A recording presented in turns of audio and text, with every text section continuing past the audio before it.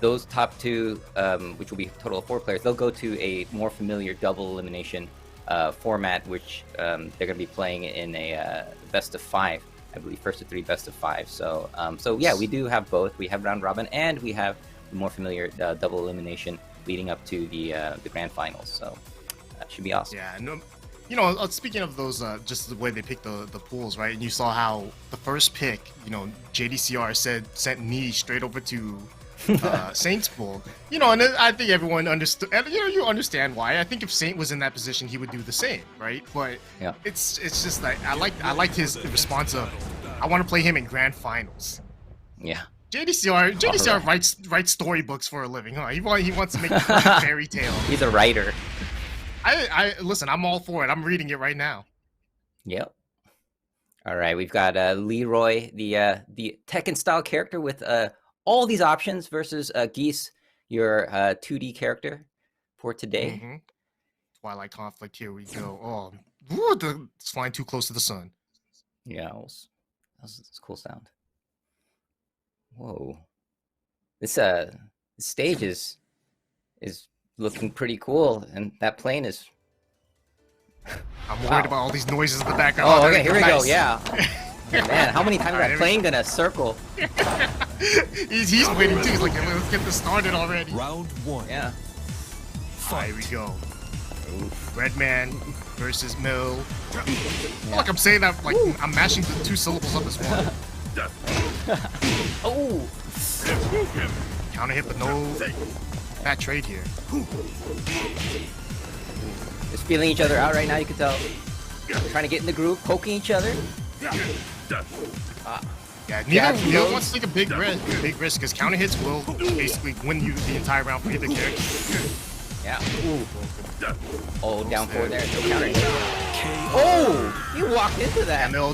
Yeah, he just walked in. I think he was like, "Oh, you're not swinging still." Bart Simpson, stay swinging.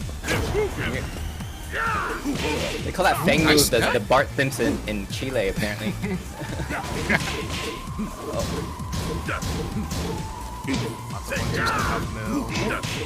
Oh, nice. All right.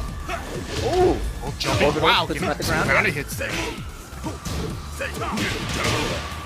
Whoa, here we go. Needed that, gets dug into the launcher. This the wall carry. Oh, he gets it. Yes. Oh, and that kills.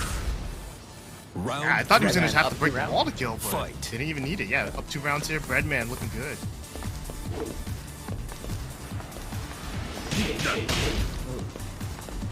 Player's just posturing for position there. I think both just trying to get that good spot. Yeah. Counter hit to the wall. An early advantage here. That damage too.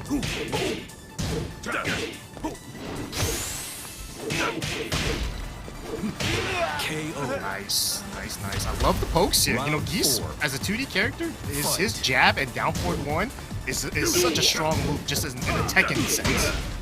Yeah. Not a 2D jab. Sometimes all you need. Yeah. Yeah. Throw out the garbage. And a fireball for your trouble. Ooh. That was a crunchy low hit. I've never seen Geese respond like that. Yeah. And still, you know, playing this hit and run, just jabs and look at this. Dwindling his health away. Very slow play, but it's so strong right now, especially because he does have 3 meters. That's a huge plus here. Oh, magic stick comes out. Too. Oh, the launch. If he can get the kill with die with 3 bars. No. Oh, we got him with this tracking move. Oh man. Man, and the tracking move too. He was right up against the wall, and it still spun him. It didn't actually give it the wall splat, so he almost got robbed there. But you know, played it patient there. Nice job, right, Breadman. Yeah, it's one of those things where you know, when you get somebody at the wall and you know they're in trouble, they kind of want to like sidestep out of there, right? They want to get out of that situation, and sometimes you just gotta, you know, keep them in there with the tracking moves on wake up. So yeah, good call out there. But man, does it suck to die with a ton of resources? I mean, it's coming from a 2D player. I mean, it's like winning the lottery and and dying like the next day. Trust me, as someone who spent all of his meter about to die in a very clutch situation, I looked at that meter and I said, I'm not gonna die with that meter. I'm spending it. Yeah, you can't. It's not as easy for Geese to spend it as it is for an Akuma to spend it, but that hurts because that's a lot of resources that could have. Not only if you had won that last round, 3 meters or even 2 meters going into that final round could easily win him the game. So. Yeah. 3 meters and death is rough. Yeah. But yeah, I mean, also you don't want to go around just spending it just because you have a lot of meter either. I mean, that's not wise play either. So, yeah, I mean, it's tough. So sometimes I feel like a lot of Geese players nowadays, though, they don't even let the bar get to past 1. Like as soon as it hits 1, they spend it. You know. Yeah. I think some players are willing to sit on it, but we'll see what the adjustment here is. But you got the Akuma stage now, nice and big. Yeah. Wow. Okay, so I guess in the loading time, it just replays these. It just keeps on showing different parts of the stage. Okay. Cool. Dramatic intro. Round 1. Fight. Back into this best of 3 here. So Redman wants to win this next match to go up 1-0 in the round robin sets. Ooh, goes for hell sweep there. All right, getting a little bit more nasty. Oh, thought he could step around that. I thought so too. Yeah, I thought it wasn't far enough. Crazy. Mix up. Low. Redman with the position, trying to get. Oh, and the rages. Oh! He stayed on the ground. Smart stuff from Redman though to recognize that, knowing that he wasn't going to get up into a mix-up, so he just said, "I'll take the free damage." Ooh, miss parry attempt. Very nice. Yeah. Oh, caught him stepping again. Back freeze Yeah, look at the damage. Oh, he got the orbital this time. Oh my god, that combo was gonna be sick. Oh, magic stick pretty early on. Spent it real fast. Out of there. Still at it doesn't break the throw yet again. That's the second time he's been throwing in the set like that, but good turn from it. Buken.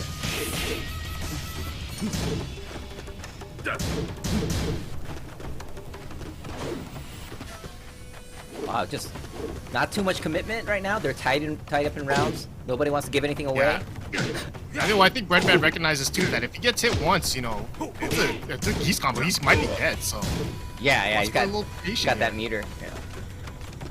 Very careful. At the same time, I think that's the reason why you see patience from both players. Right? Neither of them are willing to take those risks. Moyo just stepping, dodging everything. Okay, breaks the throw. Oh! Redman, and this 13 seconds left on the clock. Something has to happen here. Redman. Oh, nice. The shotgun punch. Round 4. 1 incher doesn't get it.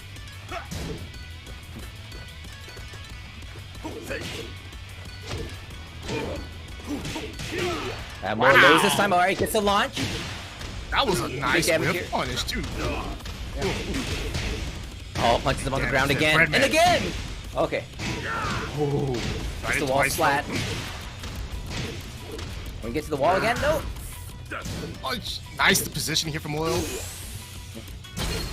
Moyle in rage. 3 bars a meter. Oh, and just 3 bars a meter again. What? Oh, blocks the rage drive. Oh, and he gets some counter hit. Was that a down 4? Yeah, he hit him with the down 4 because Redman tried to do down 1+2 to try to keep, his pressure going, right? He backed up, sidestepped a little bit, wanted to get the down 1+2, keep him blocking, but that's the reason why he swung back, hit him with that counter hit down 4 to close it out.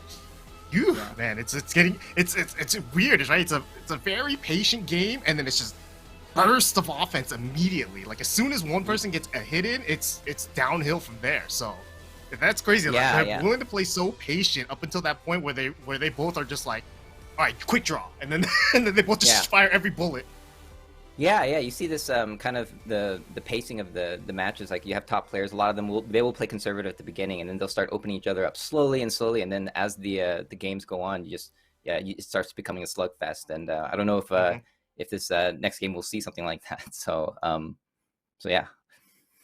Yeah, we'll see. I mean, it's the way these games have been going. It's definitely been just very, very patient. The fact that we're seeing multiple 3-bar geese moments here, like, pretty crazy. Because I'm like, I feel like I'm looking at the match like very intensely, and then all of a sudden I look down and Geese has 3 bars, and I'm like, how did he get that so quickly? Yeah. All right, we are here at the Mishima Dojo. Yeah. That's a big choice here, especially because the stage is so small. So both players are gonna just have just tons of amounts of damage potential, you know. Yeah. But and Breadman chose the stage too, which is the crazy part to me. Because if I'm the Geese player, I love this. But maybe Breadman's okay with it too. Maybe he loves it as a Leroy player. Yeah. Well, he could definitely benefit from wall damage. Oh, for sure. And maybe, honestly, I think it's less about the damage and more about the positioning, being able to just keep his back to the wall. Yeah. All right, trading pokes again. Oh, there you go. Gets the first knockdown. Oh, he's backing off. Wow, that movement. Oh, nice block. Oh, that wasn't a counter hit, dude. That was unfortunate. Yeah. And the That's such a call out. Fight. That's something you do like the first day Leroy comes out, just to say that you did it and then forget that he has it. Yeah.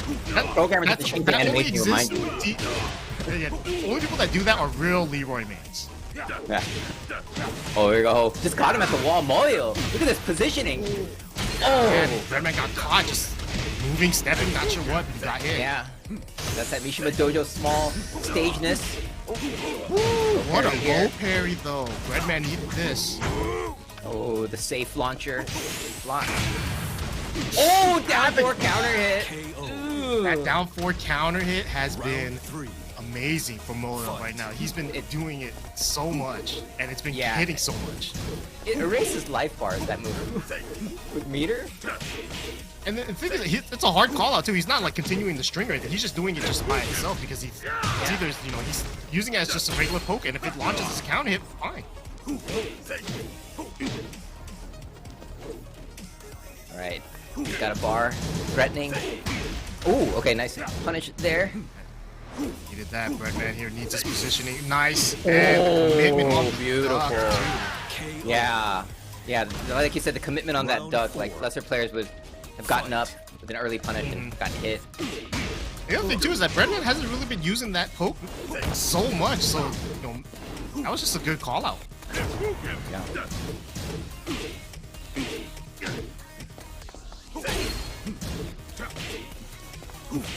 Just trading pokes still, taking it a little slower. Heavy game here, but Breadman trying to get the wall positioning here.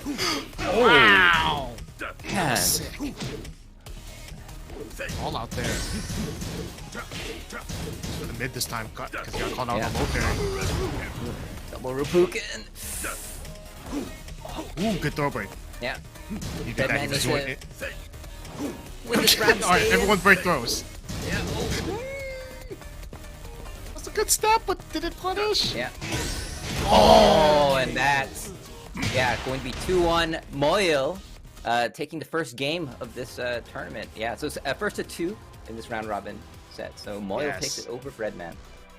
Yeah. So Breadman now down 0-1. That's painful because now obviously both these players still know that they have 2 more matches to go, but with having a 1 game advantage at least all behind you, that all right, if I can at least lose one and be even, but round robin is just crazy overall. I don't like it because even while as a player during it, it's like you're like, am I gonna win or lose? You're calculating all the things in your head, and then someone with the calculator who's way smarter than us or definitely checking the scores and making sure that everything's right because we don't know. Yeah, and also like on top of that, like sometimes like you're actually rooting for another player to lose so that you can advance, right? That. So it's you have this weird thing, and then like I remember like in the World Cup, like I think like Korea beat some other team, and like Mexico loved Korea because of that. They're just like, it's our favorite country now. We love them, and like, creates weird alliances all of a sudden. Yeah. I guess that's part of the fun, though. Yeah, for Awesome. sure. So you see here, this is the updated regional final pools here. So we just have that one match behind us. Obviously, though, we're gonna have the next match. I believe is gonna be JDCR versus, I believe it's Karo, or is it? Yeah, that's Kuro? Karo's correct. Yeah, Karo. it's Karo. Yeah, Oh, yeah. what- It's What's the two? a What's the 3 two was there? too Supposed mainstream, so he went with the 2. 2, yeah. Oh, That's the most hipster spelling of Karo. 3 was too too obvious. But Alright. but yeah. Oh, it's I mean, JDCR and Karo that- playing next. Actually, speaking of yes, Karo. and that's gonna be a good one. You heard JDCR. He allowed Karo to be in his pool, right? Because he had to choose between Infested or Karo, and he just said, he put Infested into Saint's pool, and you heard him afterwards. Like, it sounded like he was struggling with that, like he didn't want to Yeah. do that, but. Oh man, look at this. Ooh. JDCR. Which player do you respect? Aggressive players. Whoa, aggressive players, man. Everyone Okay, now sees that, and they're gonna start wave dashing online. It's like JDCR Yeah. loves me. Yeah. But yeah, I think maybe what he means by that is, maybe he feels the aggressive players are the most threatening, right? So, it's sometimes a type of opponent that you respect, and JDCR's more than JDCR's anything not else, even the aggressive type. Oh yeah, yeah. He's the calculated evil type, the one that beats you up real bad. Yeah, yeah. And I see it like I see him play some casuals, and he, like you were saying, like he's kind of the calculating, like the lawful evil type, where he's you see him like do things like he'll just stand still like at a moment because he's like, oh, I don't need to move. Moving is unnecessary right now, and he can just stand still. It's so intimidating, and it's so fun to watch JDCR play because nobody really plays quite like him. And of course, this is Karo, the hitbox Akuma King, and Super Wow. Akuma. So we've got Akuma Pride here, and paying his respects to one of the best Akuma players, the Pioneers. Yeah. They both raised their hitboxes in the air. I mean, the fact that he's been playing since DR is quite some time, right? 2006. That's a long time. He can't be that old. He's got it like 2006. He must have been. Yeah, 10? maybe he wasn't serious, and maybe he was just playing arcades as a kid. I played when I was like, I played like other games when I was like 10 also, but not seriously. And then later you get more competitive, so maybe that's how he says he started. I mean, Or maybe he's a giant food fraud. Being pepperoni, the food being pepperoni pizza leads me to believe that he's still pretty young. I mean, pepperoni pizza's good. But Yeah. Pepperoni there's pizza can't be something- your favorite because Yeah, pepperoni pizza is already like mid tier. Yeah, Like, well, in at terms a of, certain point you have to. Put other stuff on it. Yeah. Yeah. At a certain point you have to up the toppings, right? So you got to move to like Yeah. mushrooms on top. Like I like pepperoni and mushrooms, right? But if you stick at pepperoni, that's definitely like you haven't gotten past a certain level. So, at least it's not cheese, right? Oh man, I hope it didn't offend anyone. At least pepperoni pizza is a good start though. That's a good base. Yeah. That's a good foundation. It's like if Yeah. you're gonna start your Tekken career, you start with a good foundation. He started with Korean backdash. He started with the pepperoni pizza. And he's playing Akuma now.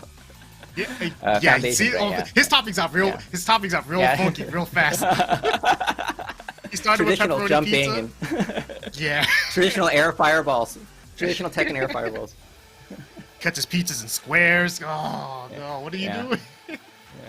Yeah, we can talk man, about Akuma because we play, right? So.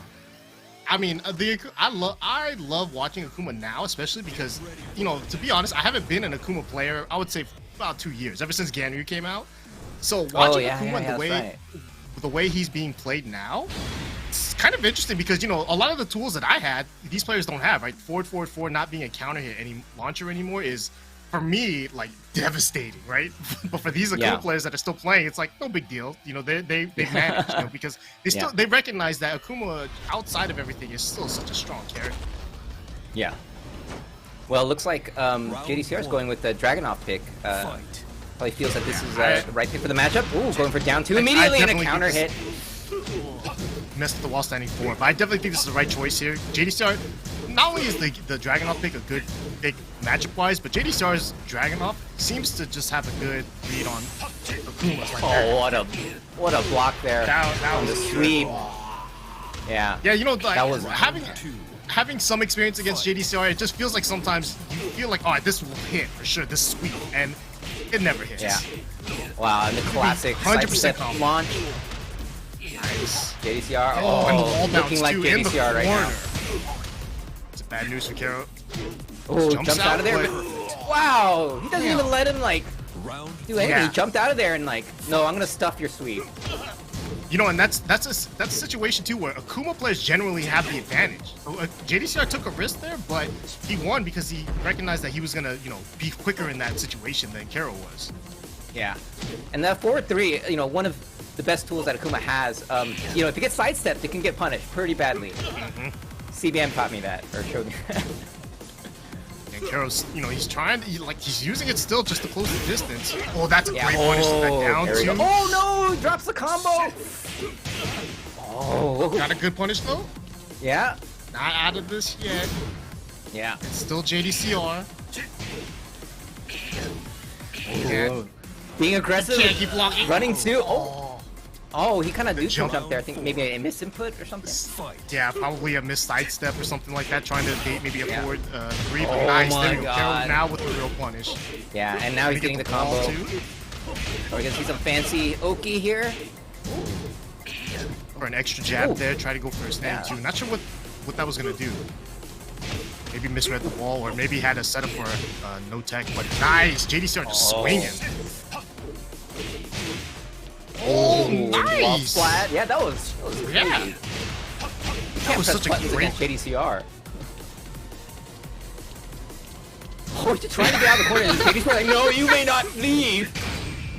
Oh! And the call I out. will Yeah. get that up. I've seen that one before. Wow. Yeah. I've seen that before. that's- Yeah. Yeah. Final Cheeky. round. Yeah. Be in minus frames, but like, yeah, do the rage. That's the only way you can use his rage art, though, right? You have to, his rage art is not a reactionary rage art like other characters. You have to kind of Yeah, set yeah. it up. Exactly. Nice. Oh, launch. And JDCR are so good at that. Stepping and launch punishing. Yeah, that's a specialty of his. And again, with the wall pressure, this looks like a rerun. Ooh. Oh, here's a sweep. That's a sweep, Cannot though. sidestep that sweep. Oh, blocks Man, that but low. look at- Wow. Oh, he here's got Chance. jumped in on, though. Oh my god. Oh, yes. Oh my god, is he Trying to dead? get to the wall. Almost. Oh no, not quite, If not he- quite. Oh. Oh. Just a sliver left. Oh. Ah! You did not. No. Oh man. Oh, it's so tense. That You was never let incredible. JDCR alive. You never let him alive. I mean, not that he let him alive there, but like he was trying to get that wall combo. He could have He finished it off tried. if he just got a little. Yeah, if he got a little more wall carry and he got into you know, demon, then yeah, he Yeah. could have won it. But he just wasn't in range. I think he maximized his wall carry. Just wasn't As charging hard the as he line. could, yeah. He extended that last jab, like that last jab was like, ooh, that might Yeah. be tough, and he went for it still, right? Yeah, that's also Yeah. true though, right? If he like the only way he could have won there is if he had extended the wall combo far enough to hit the wall, and then he demons and grabs them before they touch the ground, right? But Yeah, that's yeah. asking a lot in a high pressure situation on a risk too, because there's no guarantee that he would have won. But man, JDCR playing it, you know, very patient, right? He was up 2 games, and those two rounds look super solid, right? Very patient, sidestepping, whip punishing. And he still did the same things in the rounds that he lost. It's just that Kero just got those 1 or 2 instances of just getting the right punish or the right read and getting the damage. Yeah, So- and that's the story of Akuma, right? You know, Mhm. top Akuma players, they have to look for that right moment to just unload and do that crazy amount of damage. And those moments at this level, you know, they're not super frequent because you know it's hard to get that moment. But once it happens, yeah, your life bar is completely erased. And I think JDCR, I think the one thing you mentioned was how you can't step the sweep. I think that's what JDCR is kind of using to his advantage, right? He's allowing himself to almost sometimes get swept, so that when he does step and Kero sees it, it's like, oh, I should sweep here because he can't step it. That's when he's blocking low. It's like, I saw Ooh. that because I made you mind do that, game. you know? Yeah, there's really instances of things like that, and it sucks because Yeah, as a Akuma yeah. player at times you're like, that's all I got. I understand the pain. Oh, nice punish there, and of course Takuma can do 10 frame cancel punishes. Man, it's just non-stop with the side steps from JDCR. Yeah. He's getting a ton of whiffs. Yeah. Oh, Kara, life deficit, no meter yet. Oh, he's got it. Fishing for the kill right now. Ooh, he's poking him to death. Kara just with one opportunity. Oh, and a big whiff. Ooh, Yeah, I think he was hoping to, JD was going to try to come in closer or something, but... Yeah. Oh, that's so violent, that low parry. Oh.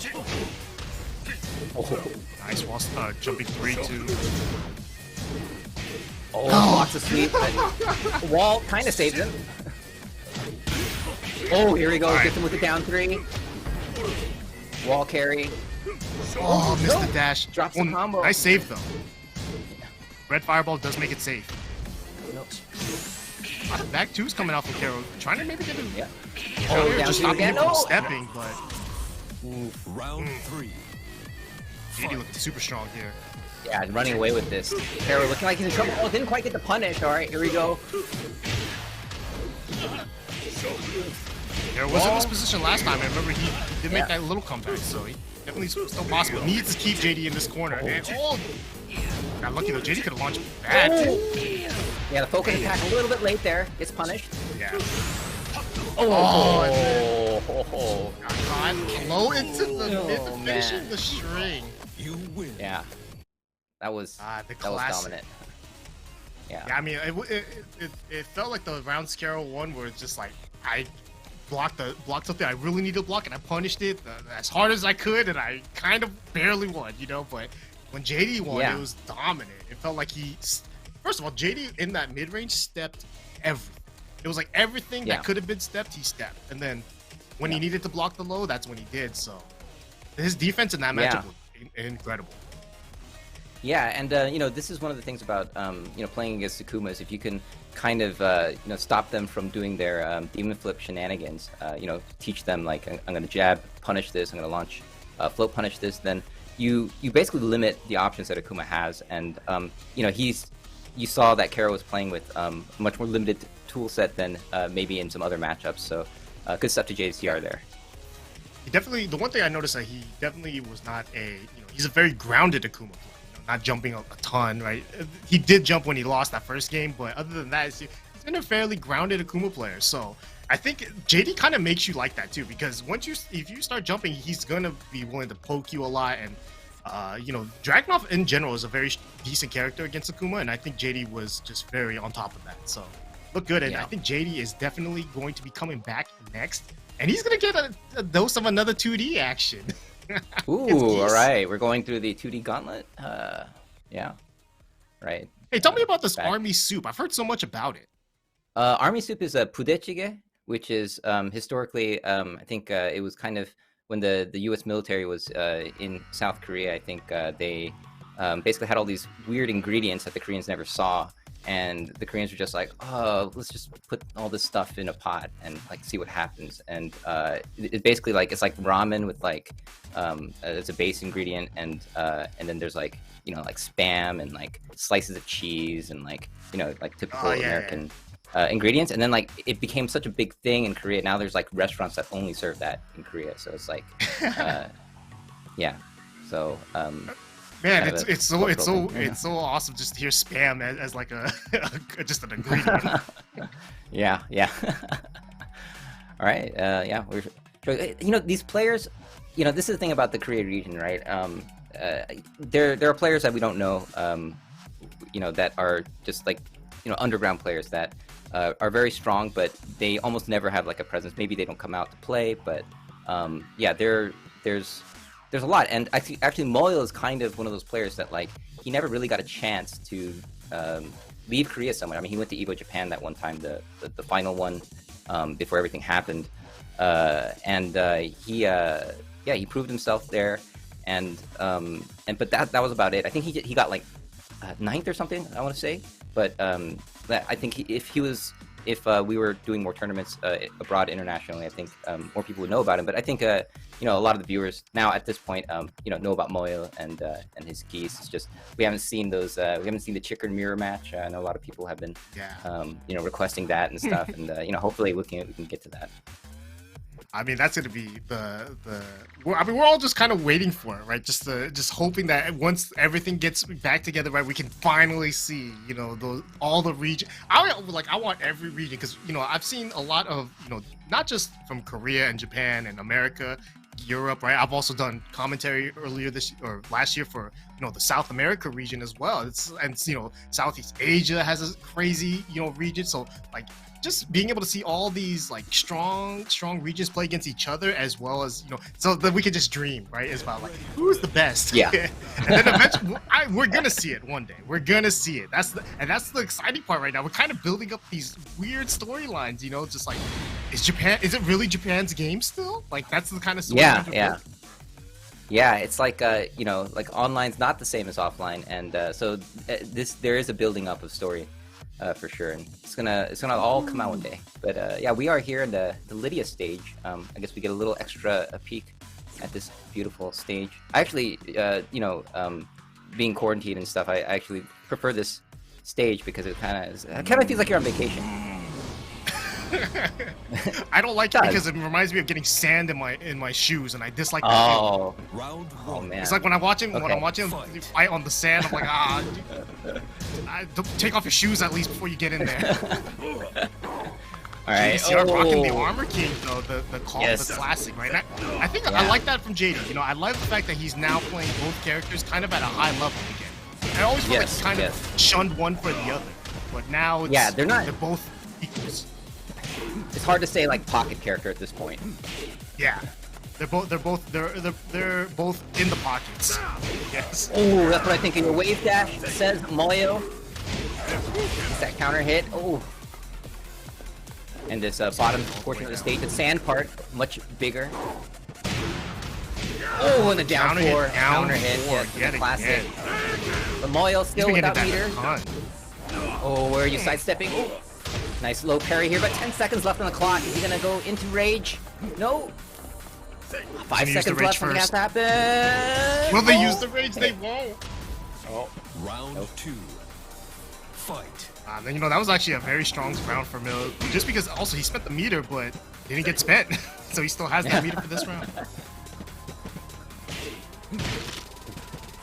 He went for a high counter effect. Oh, he tried to. Yeah. That's actually not a natural combo on a croucher, I guess. That was weird. Ooh, crotch punch. The crotch punch is so good.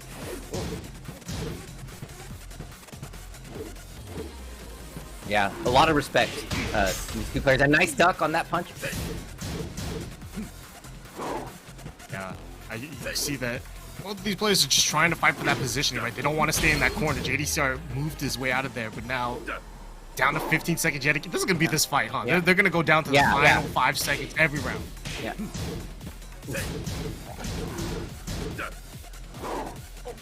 Break on the throw. 3 seconds. Oh, Raging Storm. Actually, oh, was that checkmate? He spent both meters to win that round, because not only did he get JDCR to block that for chip damage, but it killed a ton of time. Wow. Because when you block that too, you're in this weird pushback, and you gotta stand there for much longer than you want to. It was expensive, but he is up 2 rounds now. Yeah, definitely worth it. And they got the mid counter. And this one, the mid one, does so much. Oh. And nice step into the punish too. Yeah. Moyo here, just putting on the pressure. JDCR needs to make something happen. Ooh, and a no-round Brown against JDCR Moyo. What a strong start. Those down jabs seemed like they were causing a lot of havoc for JDCR, right? Because Moyo kept doing down jab or wall standing ones, and it was just a lot of. It felt like he just kept them out with that, and then, I mean, using the meter there in that second round to secure it when it was getting real close, right? And he knew that I need to win this round. So let me spend the meter, get him to block it, get him to take that block damage, and he can't retaliate because he's already, the time's over, right? That was so smart, so smart. So using his resources well. yeah, just having a guaranteed win, like a situation where you can, this is the idea of like chip kills and stuff. Sometimes you have to spend meter to win the round. It really paid off there, and I think there's a psychological advantage to being up 2 rounds in those situations, and definitely in that 3rd round, Moyle just steamrolled JDCR. So we're gonna have to see how JDCR adjusts to the situation. I don't think there's gonna be a character switch, but definitely, yeah, Moyle playing so strong. Yeah, we'll see. Maybe a stage switch here with probably infinite stage, possibly. I don't know. I really don't know how JDCR looks at, how he'll retaliate in this situation. So, pretty excited to see. Yeah, he's not like Chanel. Like always chooses infinite stage. Like that's like his thing. But okay. Straight up just goes random stage. Random. Yeah. Okay. JDCR doesn't care. I've seen him do this. Yeah, I like it too. And sometimes people are just in that mentality of don't care. Just keep hitting the button until make me fight you. I'll just smash. Yeah, I'm good at all stages. Round 1. Fight. Well, I mean, he did switch his character, which I totally just slowly didn't recognize until now. I'm like, wait a minute, this is the armor key. What I'm looking at. That's right. Of course. I was totally just ignoring that aspect of it. Yeah, that's definitely not Armor King. Yeah. Well, this pick is working out so far. We'll see how it goes though. The Armor King. I felt like the Armor King wasn't the issue. So, but maybe JD's just more comfortable with the Dragunov right now. We'll see. Yeah. Looking good here, but the counter hit down 4 again. What the? That was weird. Okay.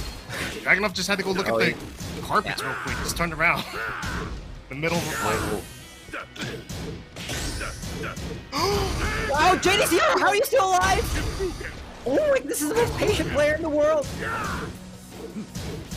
Oh no! What, Joe? How are you still alive? What? Oh my God! How did JDCR? I mean, even though he lost that round, what the heck? Oh, I don't want to be the stickler here, but JDCR did have some low parry opportunities in there. It's tough. Yeah. But you can't low parry that down 3-1. The second hit of it on block. It's tough to do, but if you can call him out, you can do it. But he was willing to block there, and unfortunately that ended up costing him because he wasn't able to retaliate. Oh man. Kind of at the wall right now, under pressure, but he has a huge life lead. Oh, nice. Perfect that sidestep. Yeah, he is hit. Man. Good punish too. His ability just to step and down forward to big moves at the right time is so crucial. Like right that, like that. That was a down 2. That's just a generic kind of like a poke. Yeah. You don't think you're gonna get punished for it like that. It's crazy. Can make you sidestep launch. Yeah. Like he makes you scared to throw out a poke. That's scary. Yeah. I mean, when your trademark is sidestep launch, I mean that's scary, right? To do anything.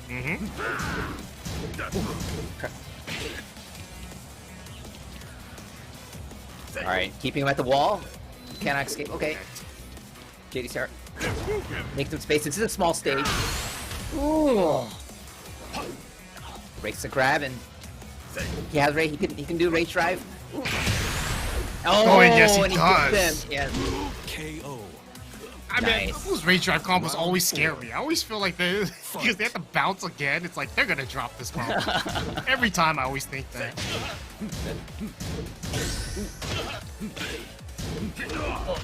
There it is. The low parry that you were talking about. Yep. Finally, he's listening to you.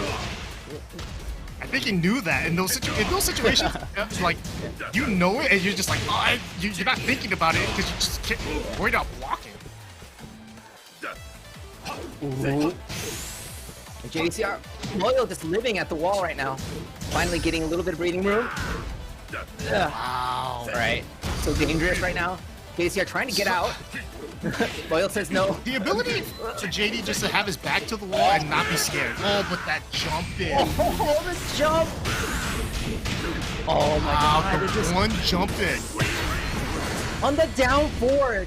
This is the game-changing aspect of 2D characters, right? The down 4 suddenly can be beat by that jump in to all your health. So yeah, That was perfect from And Moyle. the thing is, like, Geese's jump is not even that good either. So it's like you expect it less out of Geese players. So when they throw it out like that, it's shocking. It's like, ooh, what a They duck call and out. launch from JD. Yeah, JDTR needs to win this to go into the third game. So, oh, okay, gets that punish? Okay, gets the punish here. That's a big match for both players, right? They're both up 1-0, so Yeah, look at this winning the stance second right now. guarantee them basically into the top 4. Yeah. Patience. Yeah, I so can't much stand it. It's Yeah, so these hard two to players- deal with. Yeah, 10 seconds left. Oh, JDTR needs this. Oh, He pressed the button. What? That wasn't a combo. oh, He doesn't have enough burns the time. ring. Oh no, no, he doesn't have No. time. He was Moyle You win. killing the time with that string. Stay It doesn't down. matter even if you defend against it. The time is up. Yeah. He's done that so many times where he's utilized the fact that Geese has long attack strings where it's like, if I can get them down to 5 seconds, 4 seconds, 3 seconds, I'll make them block for as long as I need to ensure that I win, Yeah. as long as I have the life lead. And he did a few things there, right? The EX, I don't know what the Rashomon or whatever it's called. So many Yeah. things he did there that just kept JD blocking. When so JD, JD's a very patient player. He wants to play maybe at the 5 seconds, 4 seconds. But when he has to block for 5 of those seconds, he has no time to attack now. And that's a huge game there because now that means Bell's 2-0, number 1 in this pool A. So I don't know the math, but I think it's pretty good No that one he makes does. it out into the top 4. But we still have 3 more games to go, so find out. Yeah, and that's interesting, the time management component. Like whenever you're running out of time, like that. I mean, that is a crucial part of the game. I mean, these arcade games with limited seconds, and basically that was like the second time that he used time to his advantage. And if you have a matchup where both players are extremely patient and are willing to run down the clock like that, you got to have that strategy at the end game when you're running out of time. And it seems that Moyle came out on the winning end there in that respect. Still got Breadman versus Carol here. This is going to be a big match for these players as well because both of them have lost their first game. So a loss here is pretty much going to set it, right? I think that means that you're probably not going to make the top 4. So it's a big match for both players here. And, you got the Leroy versus Akuma matchup. Not one that I could say I'm familiar with. So I'm excited to see how this goes because it doesn't seem to be. I don't know if Akuma does win this match, but this is coming from someone that is only imagining it. I haven't experienced it, so we'll see. Yeah, we'll definitely see. These are two of the strongest players in their respective characters in Korea, so it should be an interesting match.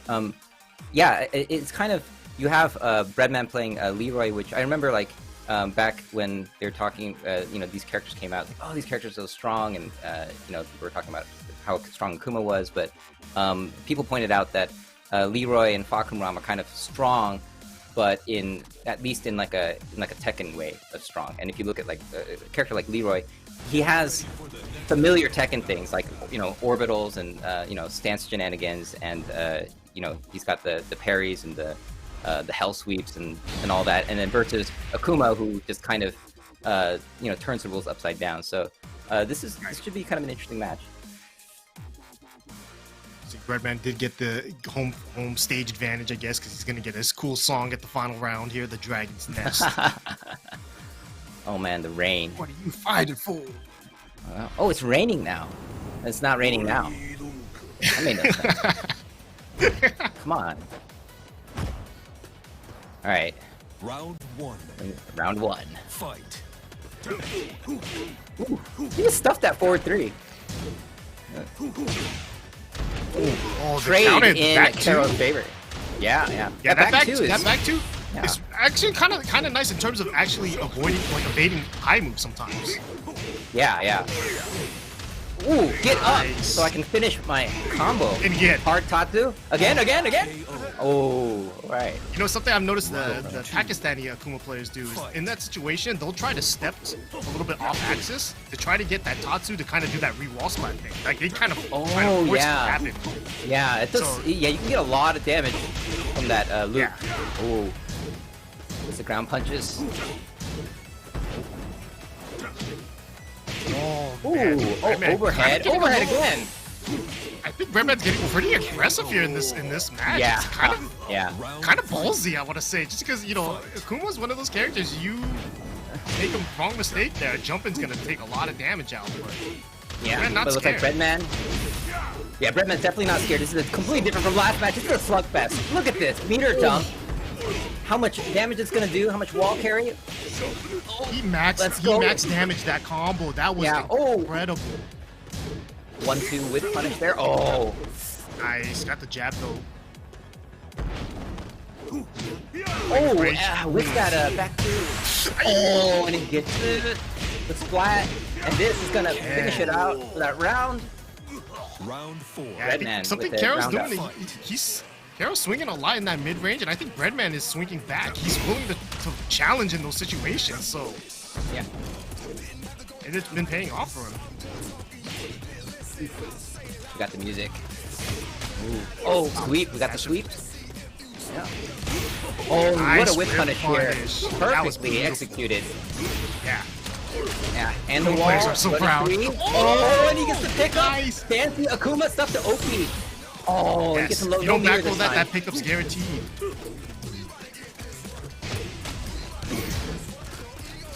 KO. Nice. Oh, and and to close it out. Yeah, Final round. Fight. high up in rounds here. One here. This is, Yep. This has been, yeah, you said it best, slugfest. Yeah, it's a violent match for sure. No Ken. Oh, just an empty demon flip. Oh, and the orbital Bottom catches. with the orbital, that's not good. Yeah. Nice. What's he gonna do on Nice wake up? combo from Redman. Oh, nice clutch block there. Yeah, I needed that oh, too. sweep. Okay, sweep again. Do it again. No, back two. He was too scared. Got rage. Not much you can do with rage here with your Kuma unless you got a mix up. Oh, oh, Oh, no, that's not he gonna called do it. No, No, but he he just sidestepped, survived. so Yeah, he sidestepped. and he couldn't punish. Yeah, this is crazy. Is he gonna sweep? KO. Oh, he my went God. for a back two and got stuck. Basically, yeah. When I said is he gonna go for a sweep, and I guess that was the obvious choice, and he went back to catch sidestep or crouch, and but no, he just down forward one mid, stuff all those attacks. He's been stuffing Karo. Fun. Yeah. Yeah. Yeah. It's been and you know I think because at the beginning right you saw Karo actually stuff Redman with the back too, and I think that kind yeah. of started everything where they're both they're just like you want to go? Let's go. They just went swinging in that mid range, going for counter hits. Yeah. Like they just said, all right, Yeah. let's do this right now, But Yeah, and dude, this is I yeah. forget. Go ahead. Yeah, so I mean, this is the thing about like when you play against Akumas, you want to be stepping. Stepping beats a lot of Akuma's options. His stuff is very linear. Running three just gets demolished by stepping forward three. Demon flip, step block will cover so many options. Just stepping in general, and that's what the sweep is for Akuma. But you got to mix that up because if someone blocks a sweep, then Akuma is screwed. So the back two kind of like replaces that, right? It catches the options that somebody trying to look for sweep is trying to get, right? So I think that's what we saw. And we'll see the adjustments here. Redman, is he gonna step left or step less, or is he gonna somehow adjust to it? See.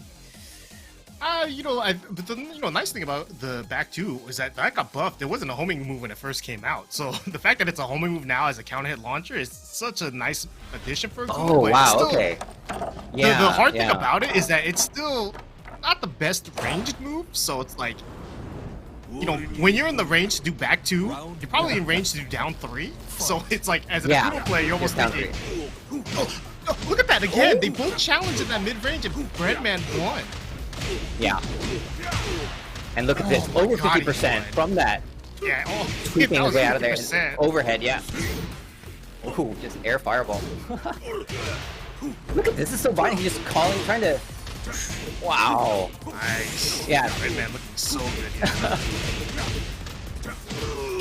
And I'll say it again. This is the opposite of the Moyle versus JDCR match. This is the polar opposite.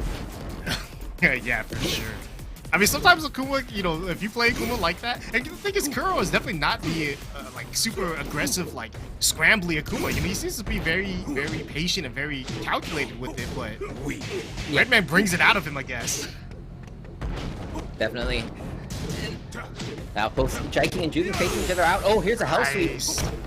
That was a great choice too for Redman because he saw the focus attack. Ooh, just Whoa, poking low. again. Oh, wow. And Breadman just so dominant there. Just, yeah, winning a neutral. Not scared. Yeah, Carol can't get in. Oh, just dash up the overhead. On the armor move. Yeah, Carol kind of looking for that moment. Oh, he just stops that. Oh, here we go. And this is the moment that he wants. A micro sidestep here. Oh, man. Some optimization. Oh, blocks the low. Redman didn't tech there, so he got damaged a little bit. But Redman took that. Now look at the positioning is so much better for him. Yeah. Nobody wanting to commit right now.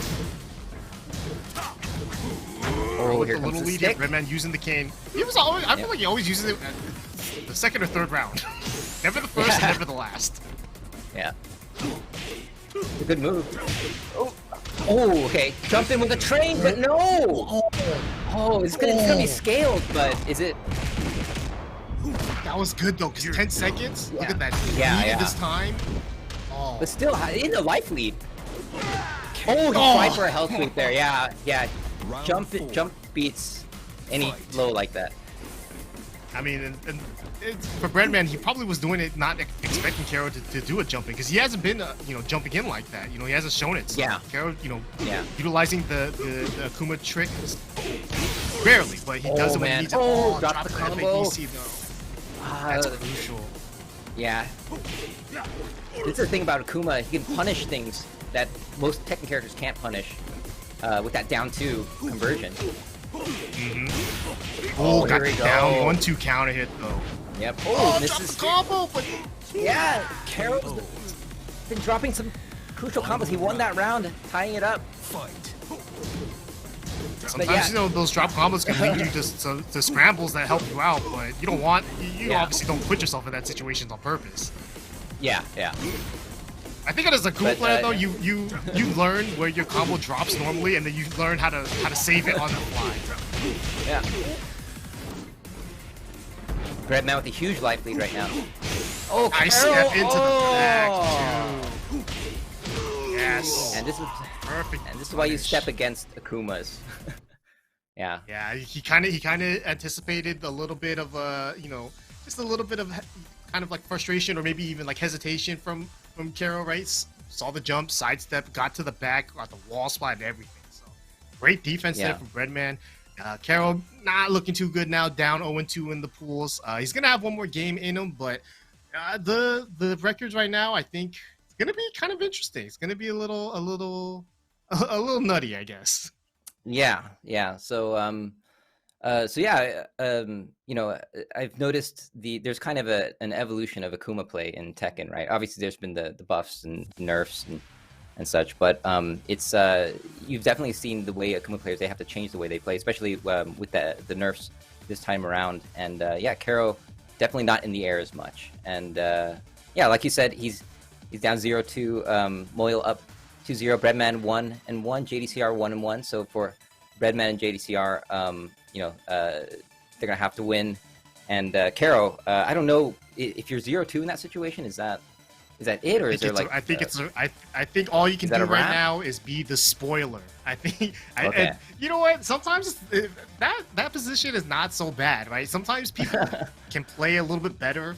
Once it's like, well, I'm out. You know, it's like there's nothing left, but I have to play this game. So you know what? Sometimes you might just be the beast, right? You just like let everything go and not overthink it, and then you just play so much more comfortably. But other than that, you know, I just think that it's a tough draw, obviously for Karo, but I mean it's a tough draw for everybody in this point.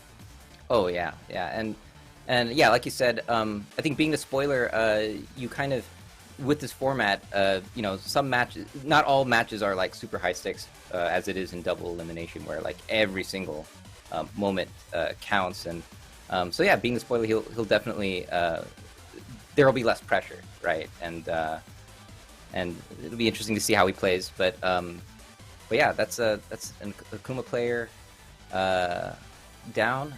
So I guess what matches we have a Karo versus Moyle next. But before that, I think we have some social media for you guys to check out. Make sure to check out Twitter, BNE Esports. There's a YouTube channel, the same name, at Tekken on Twitter, Tekken on Twitch, which you're probably watching right now, and on Facebook even. Make sure to follow those channels to get the latest news on these tournaments and events. So I think we heard we're going to have Kero versus Moyle next, but that will be after this short break. We're going to be right back. We're going to take a little break here, but when we come back, we'll be back with more good ass Tekken from Pool A, so don't go anywhere.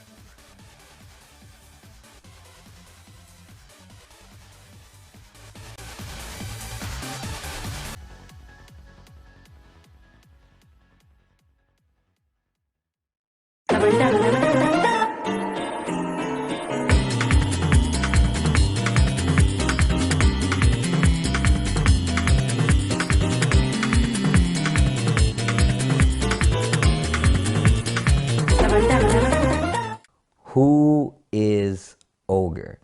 Ogre is the boss from Tekken 3. Yes, he was his, like a lot of characters have the subtitles: Paul, hot-blooded American; Lee, silver-haired demon. Ogre's was the god of fighting.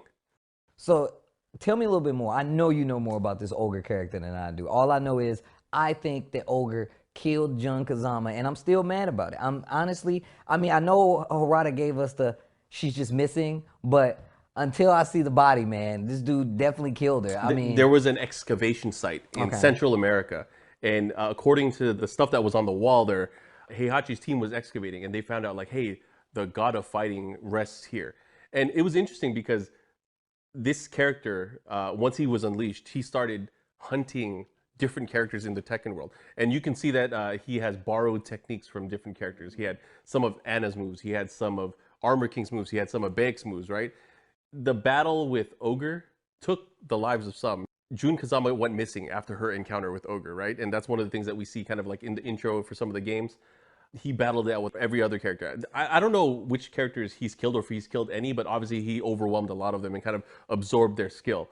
And Heihachi was after that power. Because he couldn't get the devil gene and couldn't control the devil gene, his goal was to get the power of Ogre. And you could see in Yoshimitsu's ending, I think it was, where he was able to obtain a vial of Ogre's blood, and Dr. Boskanovich was even experimenting with it. They put it into a rat, and that rat grew to insane size. I remember that. That's just like a snippet of what that power is from Ogre. But Ogre, again, a deity or a god of power, of fighting, I think one of the most badass characters that we've ever seen. Personally, my favorite, outside of like my characters that I like, my favorite character to use, I always thought, at least in Tekken Tag and Tekken 3, that Ogre 1 and True Ogre, so powerful and so fun to play. I'm one of those guys. I like really broken stuff. But man, actually that's the first really, aside from maybe Kazuya to Devil in Tekken 2, the first real transformation character that we've seen. Because Kazuya and Devil were kind of like the same size and scale. But seeing the first iteration of Ogre transform into True Ogre in Tekken 3 when you get to the final round, that was crazy. That was insane to me. That was actually pretty sick. He gets the horns, he gets the flame, yeah, gets the snake arm. Yes. Yeah, the unblockable snake arm, That bro. was crazy. Yeah, no, that's definitely true. Yeah, Ogre is definitely one of my favorite, like, just bosses in general, especially with like a little bit of the story you just told me just now, and just how it rounds up. Because I feel like Tekken does a really good job of making sure the characters stay within that realm.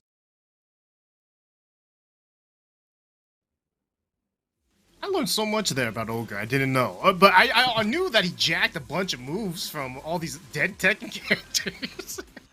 How does Barkman know all this lore? He needs to start a Tekken lore YouTube channel. I would definitely subscribe. It's crazy how much he knows. Hey, Like, I did not know welcome that. back, everyone. Tekken Online Challenge 2021. I'm Ricksta, here with Gerald from Corey Gaming, and we're here doing the Korea Online Challenge Finals. And you just saw there, we saw all this Ogre madness from the lore, but I mean, we got lore that we're building right now in terms of the Korean Tekken scene. But first, let's shout out our official headset and mix app of the Tekken Online Challenge, Astro. So shout out to Astro, always supporting the Tekken scene. So much love to them. And Yeah, we also got some more Yeah, shirts that we got to show off. Yeah, and you know, make sure to get your good ass Tekken shirts. They are limited stock. You have to be there when they're there, and don't forget there's like cute ass Tekken shirts as well, which are pretty sick. And I'm wearing the have a Xiao Yu. Oh no, you can't see it right now, but yeah, here we go. You got these good ass Tekken shirts. You got different kinds of characters. You know, get your main if they have it. Got mine, so yeah, make sure to check those out.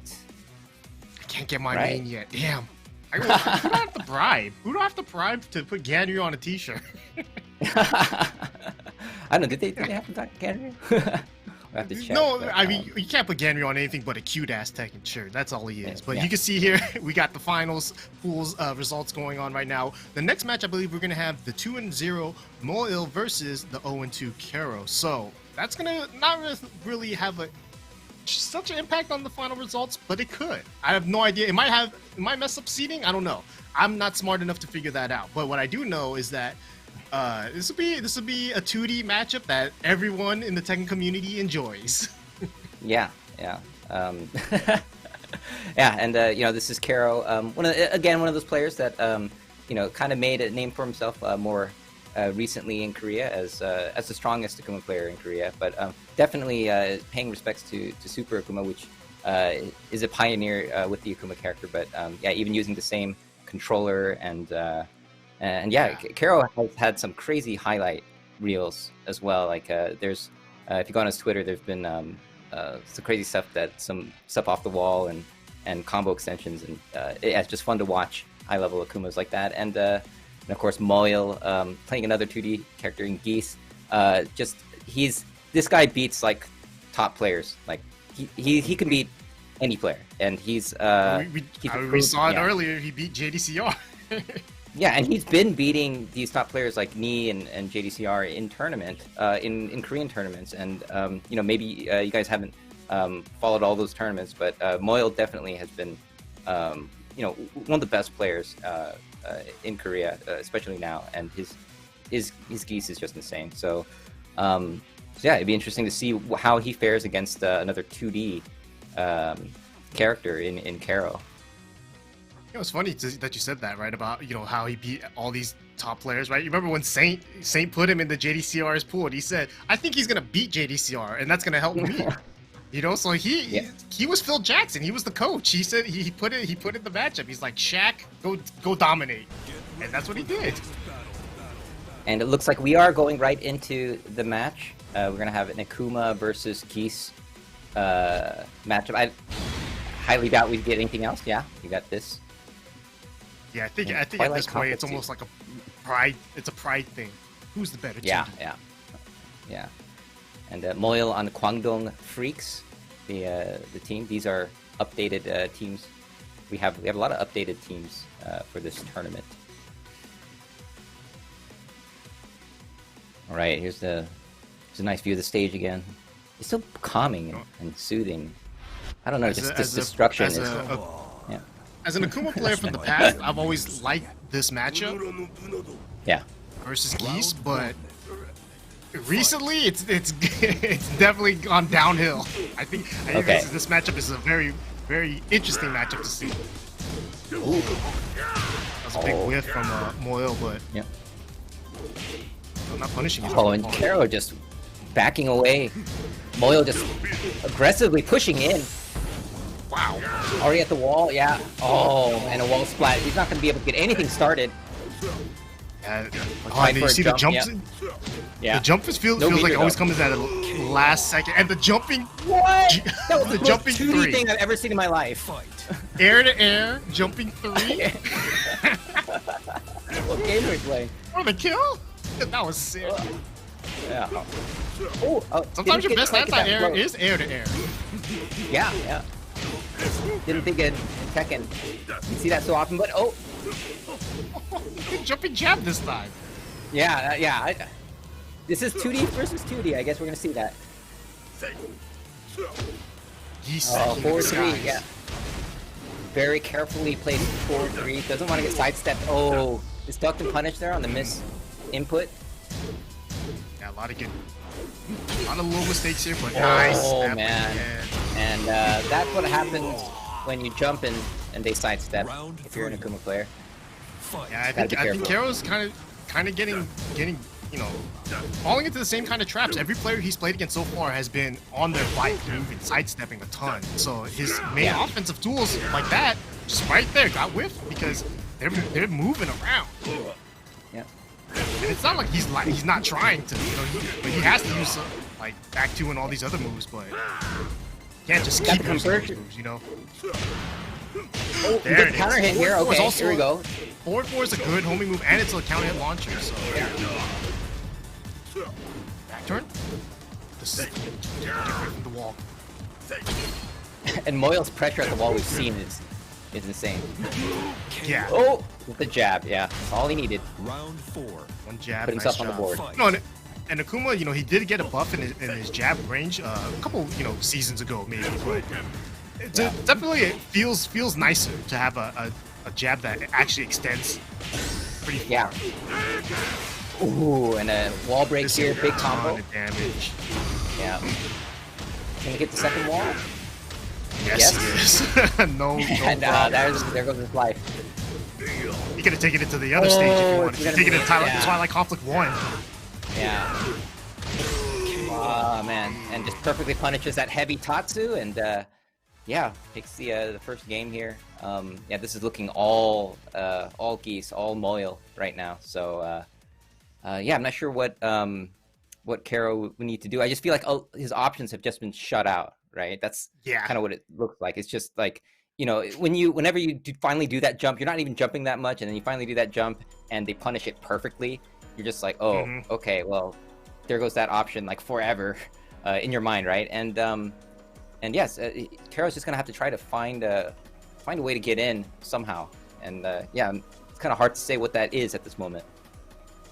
Yeah, I mean, that's the tough part about playing Akuma because, you know, sometimes your best gap closing moves are also very linear, which is, you know, obviously the you know, risk reward of it all. But when it is clear that sidestepping has been, you know, damaging you for so long in this entire, you know, sets of days, right, today, and it's not even for, like, he's not like not using homing attacks, he's been using back two like crazy. You know, he's been trying to get these people to stop stepping. So it's just been just a rough draw of things. I feel like, you know, if I'm Karo, I might just think about just like, I don't know, holding up forward a couple times. I don't know. I really don't know what the answer is, because as a former Akuma player, I'm struggling to help him right now because it's tough. It's real tough. Yeah. I remember Super Akuma saying to get people to stop sidestepping, like, he sweeps a lot, and you see him, like, a player like Super Akuma just like sweeping almost like it's too much. Like, you're like, oh, I don't know if you can get away with that many times, but it seems like it's very important for him to establish that. It's actually one of the better strats, honestly. Because I remember watching other Akuma players, and I'm thinking, oh, they sweep way too much, right? But I'm watching them be successful, and then at a certain point, I realize that that's all I have. Oh, and sometimes it feels like that's yeah, all you have sometimes is just a sweep.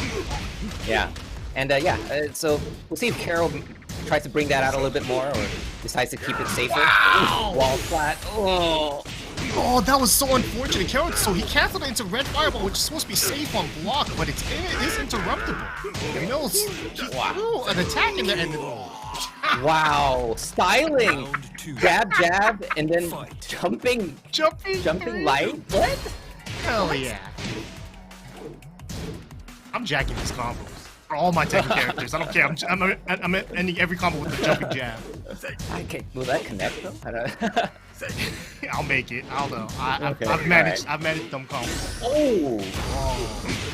Yeah, just a light DP there. It's blocked and punished. Not sure what he was trying there. Overhead. Yeah. Karo did choose the stage too, but it's pretty risky. Oh, it's big. He might be able to kill. Oh. Yeah. Ah, the nerves must be getting to him, missing those combos. Yeah. Yeah. Well, you see the jump back. Yeah. Jump back kick. That's a round attack. ender. KO. Trying some fuzzy guard Not shows. bad. 3. Yeah, maybe instant overheads. Yeah, instant overheads now. Who knows?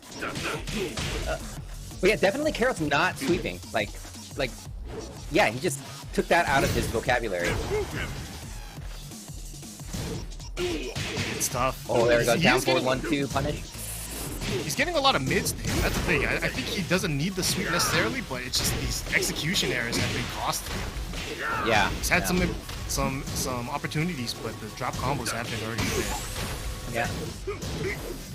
Oh, that's not the punish, but he didn't die for it. But he's down. He's down. He's down to his last bit of health here.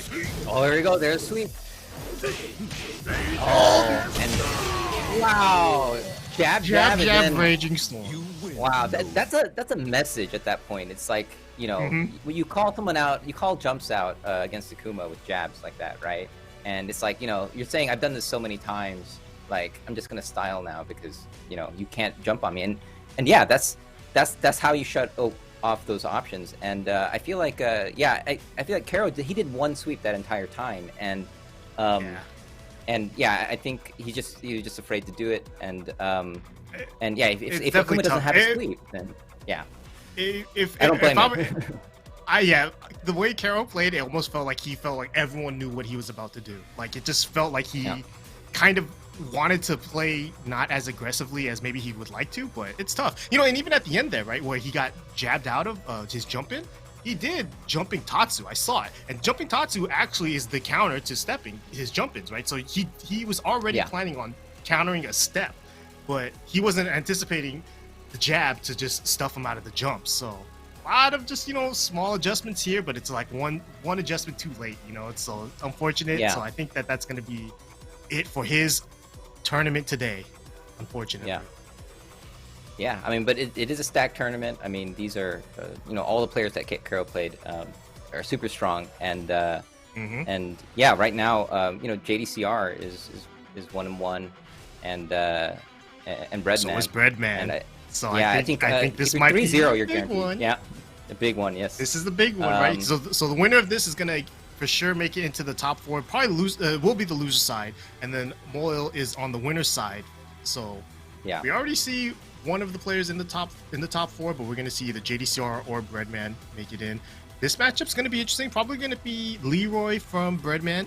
I'm curious to see what character JDCR is gonna be playing today. You know, the Armor King didn't work, and the Dragunov, you know, did okay, but in this matchup, we'll see. Yeah, this is kind of a high stakes match. We were talking earlier about these the round robin formats, and yeah, the previous match we had kind of a spoiler match where where Karo had an opportunity to like maybe kind of shake up the results or something, but to no avail. But like now this match that we're having right now, yeah, this is a pretty high stakes match. This is to advance potentially to the double elimination portion of the tournament, and yeah, we'll be interesting to see what comes about. Definitely just more interested. I'm very interested to see what character JDCR is going to rock here, the Dragunov or the Armor King, or does he have a surprise for us? Nah, JDCR is not surprising. Yeah, don't cheer. Don't goad him to play Heihachi. Just don't ever do that. You know, I've already like I've deleted Heihachi from like JDCR's main character list in my brain. Like in my mind, he's never played Heihachi in his life. He's never been a Heihachi main, as far as I'm concerned. Oh man! All right. Well, you might think that too, but we'll see. He might surprise us. Leroy. Don't let the crowd chant it, or else he might get influenced. Yeah. All right. I have a feeling these players are gonna play a bit slower, but I don't know. Looking like they're kind of going for it. Oh, you get the first counter hit from the crotch punch. Yeah, from JDCR though. Breadman was going for his own counter hit, back 1+2, so that was a pretty risky opportunity there for both players. JD, wow, immediately uses the king. Yep. I mean, that's not that bad, right? I think using it when you have rage is a good option there, but yeah, fortunately, I don't think he's hit that this entire time. Yeah, that's true, huh? He hasn't hit it. It's always been on block. Yeah. Ooh, man, clothesline. Ugh.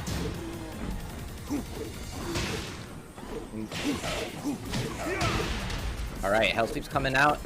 Oh, backing away, respecting JDCR here. Oh, walk on that. Wow.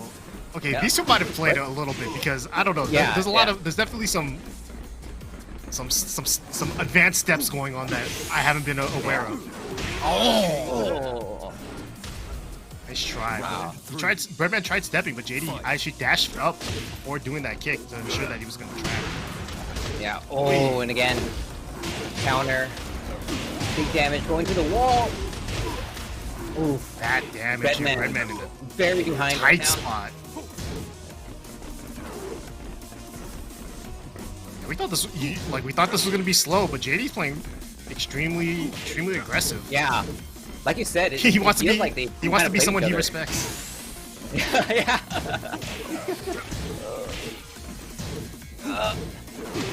Nice. Oh, nice. Yeah. And that was perfectly executed with the hop kick, duck punish, Yeah. and yeah, JDTR on point. That was so dominant. Just no round brown, And it's 3 straight. the defense from JD was on point too. Like there was situations where Breadman even anticipated, JDCR's defense doing one thing, so he had countered it already, right? He had down 3, didn't do anything, didn't finish string, went into parry, and then JD just played it smooth. Like he blocked the lows, noticed no high, waited, saw the parry, just chilled, right? That situation right there was like already too advanced for my brain. So they're already like thinking over the top in this matchup, and if you're Breadman right now, down 3-0 that fast, and that's rough. Like you might have some other characters, you might have another stage, I don't know, but this is gonna be a tough one. Yeah, we'll see. This is one of those things we might see. Maybe Breadman might change characters. Yeah, 'Cause Breadman does I play mean, multiple characters, and yeah, He he's does known have a to play Claudio. strong characters. seen He a does have a Noctis, Claudio, like too. you said. Yeah, I've seen him play Noctis as well. So he does have some characters. We might see a character switch. That was pretty dominant, but no, he's sticking with Leroy, right? But choosing to go to Jungle Outpost this time, which is like a This is really small right stage choice at the here. beginning. Yeah, both levels are actually very small. But you have the wall at the bottom floor that expands the bottom floor a ton. It makes it Yeah. very big, but you have to break that Yeah. wall first. Before that, there's 2 walls to be broken before you get to that big stage. So, Wow, that wave was so threatening, and looking man, like and that was WrestleMania. crazy. Nice, got the counter hit though. Yeah, Almost gets the wall, but he thought he was gonna get the wall too. He went into stance to try to get the wall. Not the punish. yeah, Nice. Ooh. Yeah. Breadman not Breadman letting coming back here. JD breathe. Just mashing on him. Dude, that is crazy. Blocking a down 3 and the JD not punishing because he's not seeing the high whiff above him is pretty insane. Because most people are already trying to punish that down 3 too. Oh, breaks Shining Wizard. Break. Breadman's still aware. Oh, and there's that counter hit again. Combo 2. Oh, wow. Gets up into the Round forward 3. 4. Fight.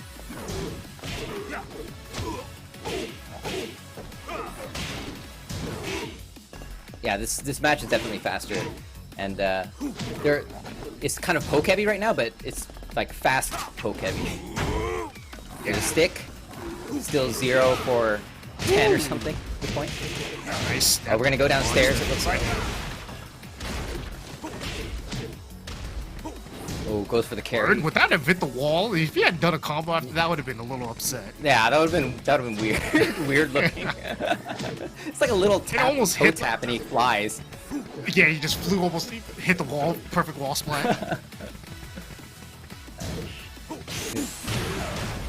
Oh, the counter! I like that from Breadman, but Yeah, no follow up there. Yep. 10 seconds, but JDCR, huge deficit, but KO. oh, let's keep it safe. Round Going 4. with kept it mids. very simple. Fight. Quick mids there to end up the round. Breadman now 1 round away from tying it up. Yeah. Nice! Oh, nice step on it here. And are we gonna Hard get that upper, too. stage extension? Stage here. Oh, this parry. Oh. Yeah, Breadman just relentless. He just poke. Whenever he gets a chance. Yeah, he doesn't want to now let they're slowing JDCR down. breathe. I think because he recognized as soon as JDCR gets a little bit of movement, he's just trying to step everything, right? So Yeah. Redman's willing to keep him in his face to not be able to move. Yeah. Nice Ooh. step into the deck. Oh, he's dead. Oh, yeah. What? KO. Yeah, Tekken will not What save a him there. clutch. Final round. Fight. That was a clutch throw there. Redman not prepared for it. Oh, Nice punish. yeah. Stupid. JDCR but has been doing it a lot. I think that is the punish. I don't know if Leroy can punish that because I think that low is, I want to say 14. I don't think Redman's low standing 2 is fast enough. Ooh. That did so much damage. Well, JDCR just needs Jade. a couple more hits. Got one there. Hell sweep. Redman. Redman, Oh. he's got the position. He needs he to keep went this for position. orbital. Oh, Yeah. nice attempt. Yeah. I That was- thought that he was might actually- be going. Yeah.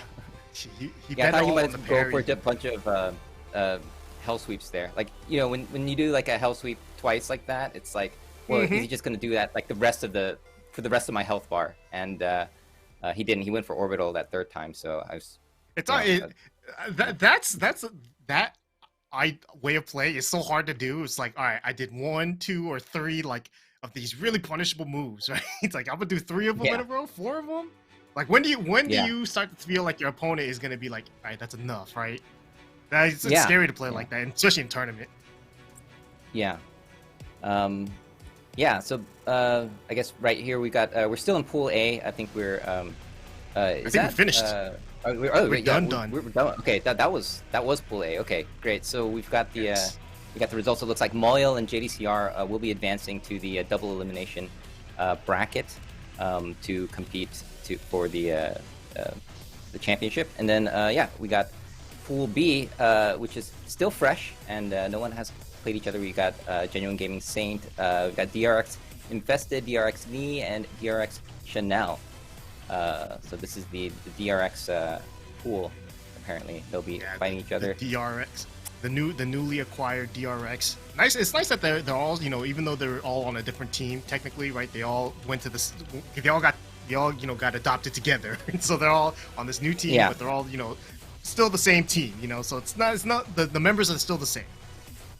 Yeah, familiar teammates here, but yeah, this is another killer pool. Obviously, I mean, you know, Nee and Chanel, those two, just like they're in. Yeah, speaking of they're familiar in everything, teammates. right? They're just, familiar teammates, and it looks like that's going to be the next match: Nee versus Chanel. DRX's Nee versus DRX's Chanel. These two players, I mean, they're always traveling together. They're always playing each other. They know each other super well. Which player do you respect, Chanel?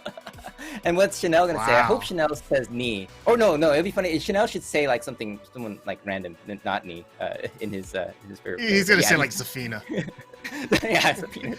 Oh, Nee, he there we said go. Nee. Oh, Yeah, how yeah. sweet. Oh, okay. So yeah, you can see how tight knit these two players are, and of course, super very strong players. Both have the very patient style of not being afraid to backdash. Especially Chanel, who prefers infinite stages, and Chanel also plays you know, a ton of characters, very evasive characters with good backdashes and sidestepping, and in Elisa and Kunimitsu and Zafina, right? Which is just like that. If you don't know how to deal with that, that's so scary. Like Chanel is, you just have to know how to play his game, or else you're just gonna get so frustrated. So. And you know, the funny thing is that we mentioned all those Tekken heavy characters with with big backdashes, right? But he basically made a lot of his noise in Tekken 7 with Eliza of all characters too. So he has a ton of characters that he can play against Nee, and Nee has a ton of characters that he can play back. You know, so I don't know where their like mindset in the tournaments set between these two go. You know, it's like, because I'm sure obviously we saw right off the bat, the player they respect the most, it's each other, right? So there's gonna be, I don't like, what kind of respect is there in a tournament set like this? Are they gonna go straight for their mains? Are they gonna try to play as dirty as possible? Like, who knows? Yeah, so this is one of those things where when you have two players that play each other like way too much, they play differently. They play in a way that's like they're like 3 or 4 steps ahead already from the beginning, and sometimes it can get kind of weird. it's fun to watch. But oh yeah, yeah. So yeah, we forgot. Julia. Remember when Chanel hugged Harada when Julia was announced? Like, so yeah. Yeah, so, you know, and then Julia. I always said that he hugged Harada when Julia came out, and then never played Julia again. Like I never saw him play Julia after that moment. Yeah. But here it is. Yeah, he played a And little then we bit. get- Yeah. Well, we got Knee with Brian Fury. That's you know, like when I talk about Knee as a player, Brian is the character I always associate with him. So Yeah. to see this is good. Yeah. Definitely a fan favorite. Sometimes he'll style too. I know that. Hatchet. Yeah. Personal experience. Yes. Nice. Ooh, perfect duck on it. Yeah. Yeah, And, Brent, this, that's should a be- pretty risky way to duck too. I don't like that, but Ooh. nice.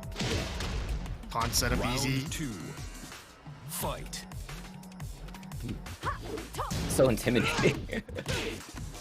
Yeah, you know, Julia is one of those characters too. I don't necessarily like playing against Julia, so it's always nice to see players that feel comfortable in that matchup approach it because it always gives me ideas, right?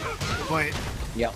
it's not even that. It's just the way Nee plays is in general very safe. But his Brian is so different from his other characters. So much more fun. Oof. And yeah, and just like this, he has this life lead and just his defense is ridiculous. Getting poked away now though. Chanel Yeah. trying to tie it up in health. Jeez. Oh. That entire round needed like 17 down twos, and they like it feels like all of them hit. Yeah. He also, yeah, he does this thing. Sometimes he'll spam a certain like one move, almost to make it Yeah, staple. there it is. He's. Yeah. I mean, it's not. It's okay too because it's has an extension afterwards that like that. So if you get too crazy, you know, and he seems to be. Oh, Oh, he went for it.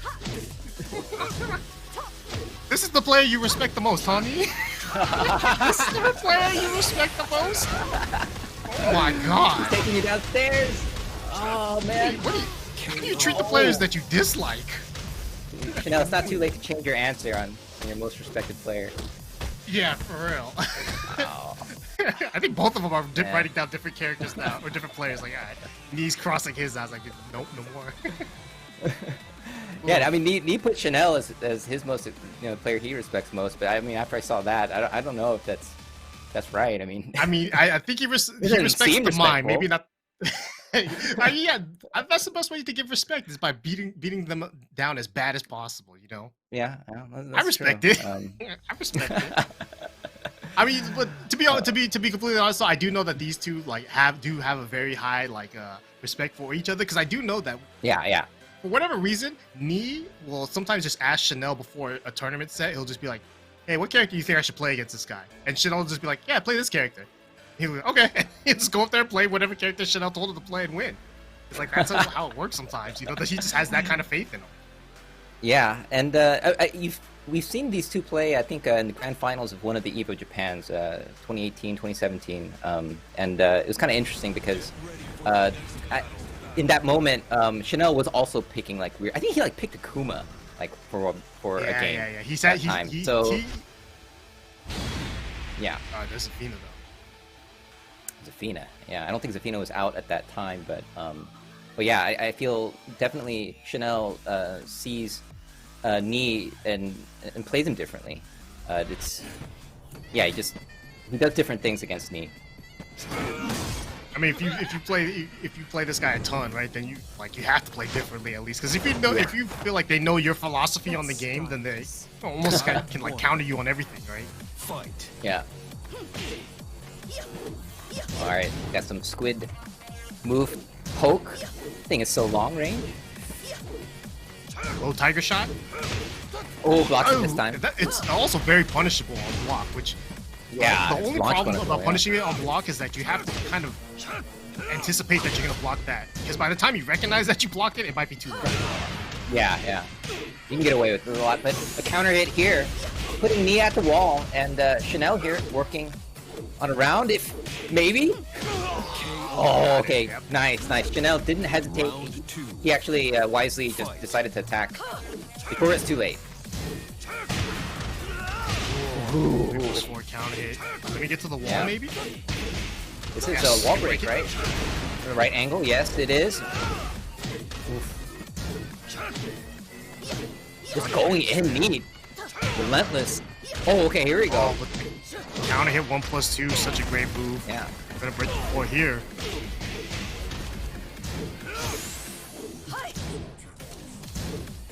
Ooh. Man, Knee's defense on the low blocks is so That good. was But crazy. Oh, here we go. Chanel. the guaranteed. Oh, okay. What's he gonna do? Follow up. Squid. Squid. Again. No. Nah, he ain't doing He's it scared again. to do He it ain't gonna do it again. Do it again. Oh, okay. see? It was- We all thought he was gonna got do it there. again. We all thought. Chanel running away with this. He's got 2 rounds up and gets the launch.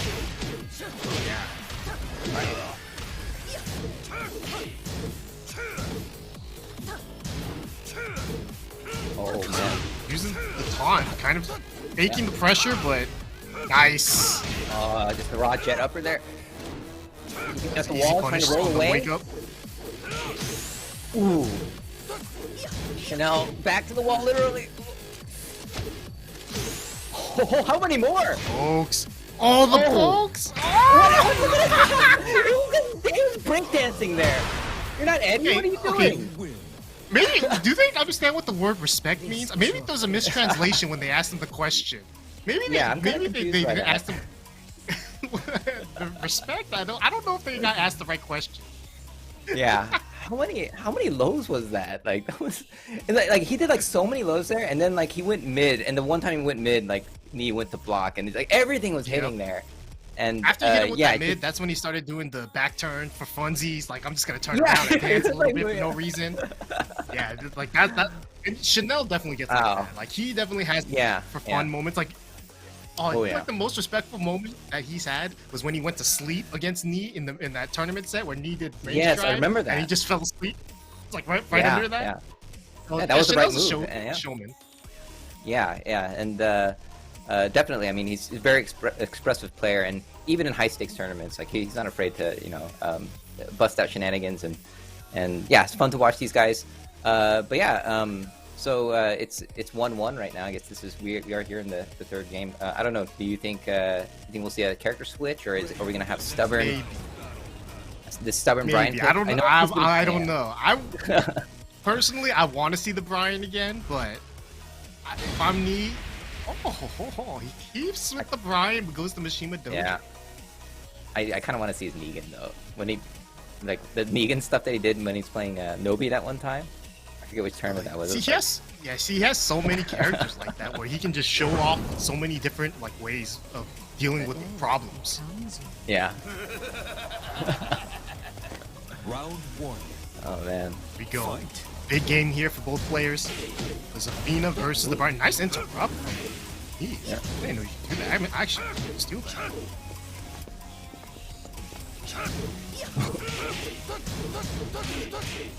Nice. Just keeping the pressure on Chanel, keeping him in the corner. Yeah. Chose the real small stage and got the launch. Yeah. He got the launch this time. Yeah. Gonna get away this time, and he's gonna finish off the round here. Step on it. Yep. Ooh. Yeah. Yeah. That's a tough situation to be in. Chanel was kind of in a real tough spot. Yeah. Yeah, but Nee's bullied him all the way over there, and he's still doing it now. Yep. Chanel just trying to back away, step. All right, Chanel finally with some decent positioning here. These lows. Yeah. Oh man, who took more there? I think Chanel lost that trade. He's winning the match, not anymore. Oh. That was the best punish Nee could have done in that situation. Got the wall Yeah, splat, and that was clutch. Oh man, and he's utilizing the crap out of this down two in this set. Yes. Down two got what the? Oh, picked him up anyways. Back turns, floating state, drops the combo. Oh my god, Oh. that was awesome. Chanel backdashing Yeah. his way to the corner. That's why you see him sidestep because he knows. Oh, Nee's still not scared to just dash in, but ooh, the poke heavy. Oh my Still not God. dead. Ooh. Oh, the squid. He's gonna do it again. Oh, stop! No. Oh. And yeah, What? Nee takes it 3 rounds straight. That was a beatdown, followed by a beatdown, followed by another beatdown.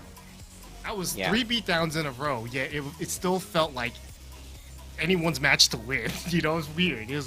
That was a crazy set. And yeah, you know, they respect each other. You can see that. Yeah, they do. It's kind of funny. At first we were just like, oh, where's the respect, right? They're doing all this stuff to each other, and then finally after the third round, we're like, oh, well, actually, you can see there's clearly there's a respect there, and so I don't know. It's confusing now. I don't know what to think.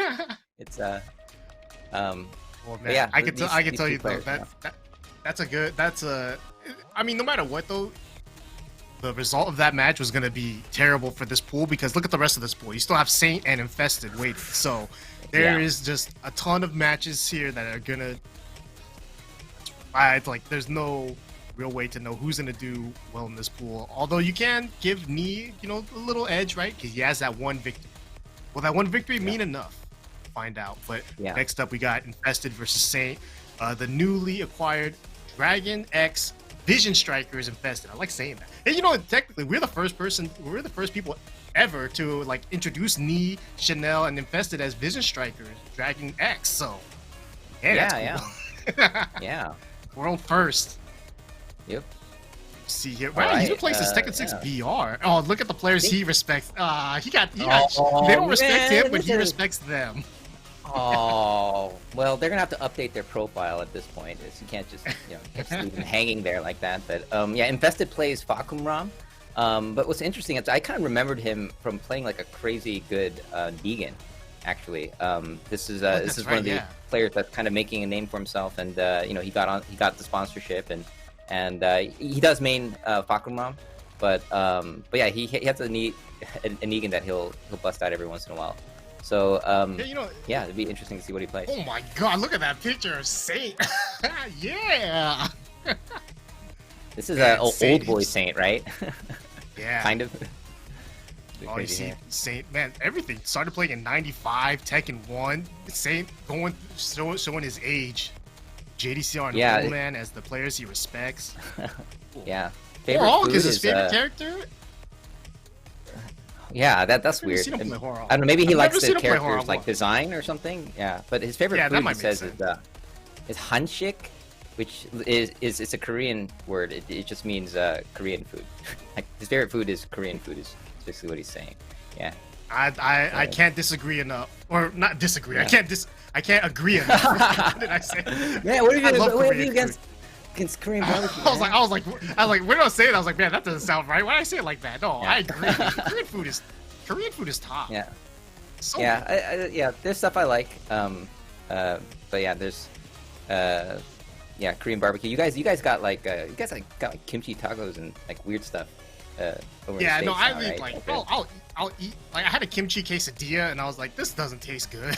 But people want to do things funny with food around here. I actually had I went to Norway to visit family, right? And it's crazy. In Scandinavia, they're doing kimchi burgers at McDonald's, which is like, it's like, what? Like I came from Korea and I'm in Scandinavia, and it's like, you guys have kimchi burgers? That's your local specialty? I thought they'd have some kind of like some kind of salmon burger or something. That's the local specialty. Yeah, and then I opened the burger and it was just red sauerkraut, and like there was no kimchi. It was just sauerkraut. And was the red ketchup or something? No, it's just red sauerkraut. It was good. I was like, oh, this is actually really good. It can't taste bad. Kimchi, in my mind, kimchi in a burger can't be bad unless you dislike kimchi. It's like if you dislike kimchi, then you're not gonna win that fight. But yeah, I mean, it's kind of like a burger. It's gonna taste great. Yeah.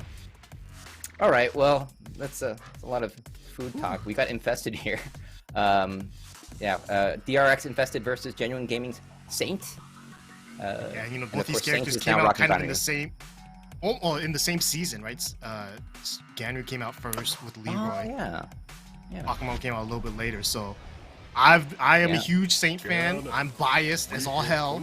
Trust me, I'm a Yeah. Ganryu main. So Yes. I will try to be my best to be unbiased here, but forgive me if I get excited. Because I love All right.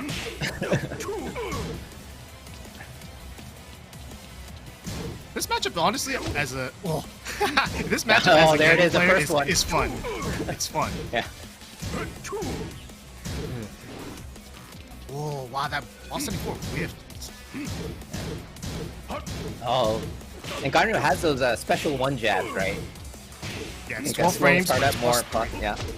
Yeah. Oh, here we go. Gonna get the wall carry. Doesn't get there though, but just the pokes here from Infested. Yeah. Utilizing that Best range. using that Ooh. that crazy range that Pokemon has. Round 2. Fight. Ooh, Oh, just the headbutt gets to the try to headbutt. interrupt. Yeah. That's big here for Infested. Yeah.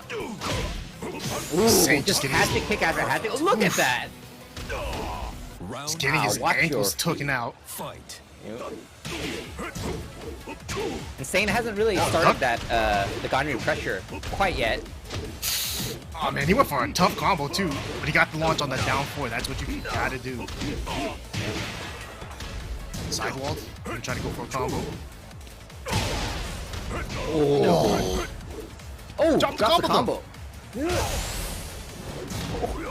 Oh, sit and roll. Yeah. Round 4. Yeah. I'm surprised that worked honestly, but I guess he doesn't do it enough. I do it. I must do it too much. It's too predictable. Oh, here we go. Low this time. Oh, Again. going again low. Oh, mid. Oh, the low. Yeah. The mid. Oh, gee. I got man. it. Yeah, that was messed up. Yeah, yeah, that was messed up. Two lows and then goes mid third time. I think that's kind of like it's kind of like a pattern. Like, I mean, we've all done like two lows, and then like after two lows, that's when the third one becomes like what's this gonna be, right? Like you wouldn't dare do another one, so you'll probably just do mid, right? But there's no such thing as like the right answer, right? And yeah, once you get hit by like a hell sweep twice in a row, that's when you're in that mind game, right? And you just have to like maybe remember what the pattern was, or just make a read. Sometimes it's just as simple as you just ask someone like, "Hey, why did you know that was gonna work?" They're just saying, "I don't know." It's like that's the simple answer. It's like they don't know, they just know it's gonna work, right? It's like there's no explanation, there's no science to it. It's just like, yeah, I knew it was gonna hit. Yeah, I mean that's fighting games though, right? There's that mind game aspect, and like but it is a culmination. Even though you don't know, you're somehow like in the back of your mind, it's there, right? It's like your gut feeling, right? It's you've been playing a while, you've noticed some patterns and stuff, and you notice things about your opponent's pattern. That's why getting data is so important in the first few rounds, and that's why we do first twos. See if Saint had enough time to gather data. That was 3 rounds pretty fast too, so gonna stick with the Ganryu, but and go to random stage 2. Gets Forgotten Realm. Not a terrible stage here, but see if Saint has what it takes here to make this comeback with the Ganryu. Yeah, I'd like to see some him try to get that pressure going. We saw a couple of down forward threes in there, but I think he just wasn't able to get in close enough in a lot of moments. Yeah, it felt like a lot of times he tried to get some pressure in. That's when Infested, he created some space, and then that's when he was able to utilize Falkenraum's longer reach in those situations. So it's gonna be tough for Saint, but I think that if he keeps the pressure up, he might have better showings here. But see how it goes. All right, Round 1. starting. Infested up Yes. 1-0 against Saint in the best of 3. I never noticed this, but Ganryu might be like 5'2". Like, how tall is Falkenraum compared to Ganryu? Or Ganryu just has bad posture. Yeah, I think it's his posture, and also Pokemon super tall. Oh, tried a hop kick there, but nice low carry. Nice low carry. Yeah, 4-2. going downstairs. Oh, and just an instant running 3. That was so instant. 2. Yeah, Fight. no idea that was gonna come. Nice, got the clap there. Saint gonna go downstairs? Yes, he will. Already at the bottom Force floor the right here. break. Oh, let me Oh, get the a wall standing follow for up. whipped? Yeah. All right, infested with some breathing room now, but Saint coming in here. Oh, just stops him with the crouch jab.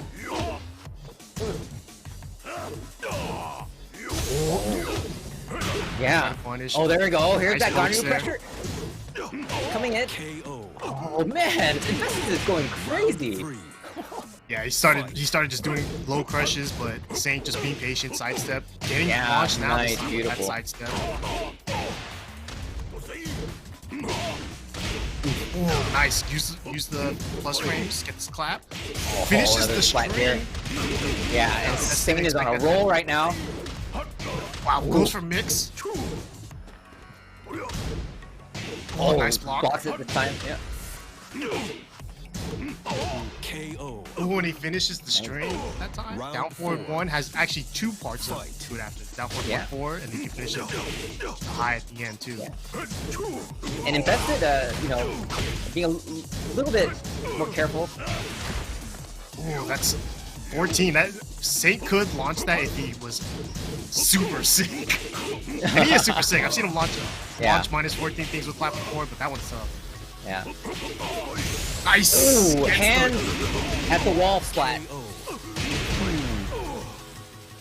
Man, that was good. I don't even know what Yeah. Saint did differently other than the fact that everything hit. But the one thing I will say is that he kept the wall pressure a ton, and I think that helped out a lot, right? The wall pressure and kind of just willing to finish strings. He kind of thought that that Infested would keep swinging back a lot, and I think that's what cost him. So, ooh, this will be an Yeah. interesting third game. It's gonna be very interesting. I think the thing that started all was Infested was going crazy, going ham, doing all these instant running threes and putting on the pressure. But I think there was a moment when Saint just sidestepped and launched, and from then on, I think that's when the momentum happened. And right now, that was so fast. Like we were just like, whoa, okay. Saint just responded completely. Yeah, I mean, Ganryu's so strong when he can keep your back to the wall, because he has so many good like options to wall splat you, and his down forward 3 becomes like a bigger pain in the ass because you can't backdash away from it, and it's so plus on hit. So that situation for Ganryu is like, that's his paradise, right? So he has to try to find a way to keep you there. I think in that situation too, Saint did a great job just keeping Infested's back to the wall the entire set. So if I'm Infested here, you might want to think about taking away walls, but at the same time, I think he's been utilizing walls well too. So no, but he goes away from it. Yeah. All right, Just yeah, and go straight Tekken. Yeah, it seems like Infested just kind of wants to play keep out and with this range, and and then go aggressive when necessary. But yeah, it'd be interesting to see how differently he plays on this Infinite stage. Both of them actually. I don't know if Round 1. the Fakumram Fight. damage is going to take a big hit here, but I definitely can see that Ganryu's offensive potential takes a little bit of a hit. Going for the back 2-1, pretty he's still- risky. All right, Yeah. back 2-1 against Fakumram is a little risky because he can't punch parry that second hit. So it becomes a little mind game there. Ah. Yo, Saint did it. Oh. That's a punch parry. That could have got launched too, but Yeah. Saint was in stance, but it doesn't matter. He is getting... Beautiful. Yes. Not quite dead yet. Oh. Infested going in. Oh. Saint Oh no. still not in Saint range. went for an easier... He went for an Yeah. easier combo because he kind of autopiloted into a normal combo. KO. Ooh, the down jab. And a crouch jab. Yep. Round 2. So scary. I feel like Fakumram can make that comeback any day. But, oh, nice low parry into the great combo. Right at opener. Too. Ooh, could have got punished heavily for that, but still kind of a new move for me. Yeah. Oh, there he gets it this time. Yeah, sometimes in that range, that down forward 3 punish will whip. And so if a Ganryu player Yeah, can right. space that correctly, he can whip punish it. It's tough, but Oh, just how many hits was that? Saint just took a ton of pokes there. dude, look at Saint though. He's not scared to throw that move out, but oh, nice. KO. Yeah. Nice job. Good block from an Infested. Tied up in rounds, tied up in games. Oh, the clap into duck into lost landing 2. Like it, but got counter hit from the 3+4 invested. Here we go. Running 3+ frames. Hatchet kick. Going all in. Invested. Act 1. Hitting a perfect. Round Yeah, 4. just swinging at him now. So Saint now down. Invested on the set point here. Ooh, tried to launch punish that, but Saint continued the jabs. Yeah. Ooh, wasn't fast enough to punish that. Yeah.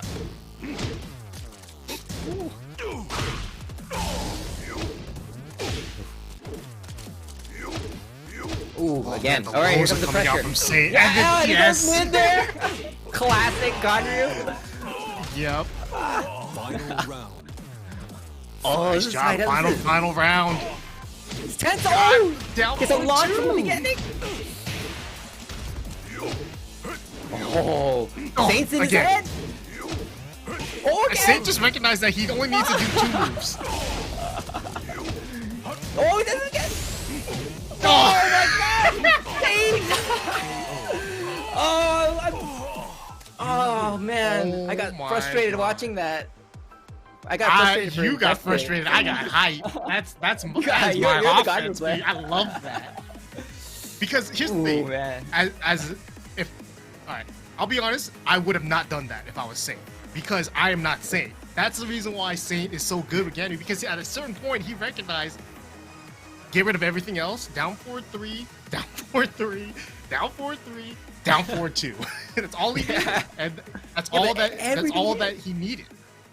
Oh my God. Yeah, What a close set. and that was that went to the and- final round too. So Yeah, and just remember those are the first 2 games of this set. We still have 4 more games to go in this entire pool. And right now you see Saint and Knee tied up 1-0, Infested and Chanel at the bottom. That's crazy because what? Like going 3-0 in this pool seems impossible. yeah, I mean, yeah, I'm curious to see. I mean, we still have a ton of matches left. So everyone has either won one or lost one so far. But I guess everyone plays three games. This is a round robin format, and the top 2 are going to advance to the double elimination round to play Moyle and JDCR, who have made it JDCR. from Pool A. Yep. Yeah, so yeah. These matches have been going. It's kind of a treat for you because, I mean, having Saint here, you know, playing Trust Ganryu. I mean, I don't want to be biased, but when I'm watching these matches, I have to view it from my perspective, and my perspective is as a Ganryu player, because it's tough to break that, right? So it is fun to see, just because, you know, that's a matchup I struggle with too, and from the looks of it, it looks like a match Saint struggles with as well, because I mean, at the end of the day, Infested is super strong, so. That's scary to even know that he's in that same pool down 0-1, but he was so close to being up 1-0, you know, in this pool, because he was just so close to beating Saint. So these pools can go either way. Yeah. So I guess we're about to go to a break soon. Make sure to follow the channels on social media. We've got BNE Esports on Twitter and on YouTube. We got at TEKKEN on Twitter, Twitch, and Facebook. So make sure to follow that social media so that you can be up to date with the latest news.